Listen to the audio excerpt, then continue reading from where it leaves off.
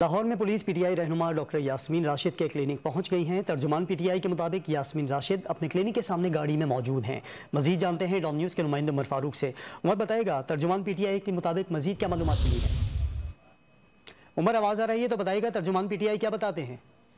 जी, यास्मीन राशिद का जो क्लिनिक है वो शादमान पर मौजूद है और शादमान अंडरपास के पास जो है वो उनकी गाड़ी है जिसके अंदर डॉक्टर यास्मीन राशिद मौजूद हैं। और डॉक्टर यास्मीन राशिद ने अभी जो है वो इत्तला दी है कि उनका ये कहना है कि वो अपनी गाड़ी के अंदर मौजूद हैं, जबकि पुलिस ने आगे बैरियर्स लगाकर आगे पुलिस उनको पकड़ने के लिए जो है वो खड़ी है, वो अपनी गाड़ी बंद करके जो है वो अंदर मौजूद हैं। तो इस तमाम तर सूरत हाल पर तर्जुमान पीटीआई ने जो है वो कारकुनों से भी अपील की है कि वो फौरी तौर पर जो है वो शादमान अंडरपास पहुंचे।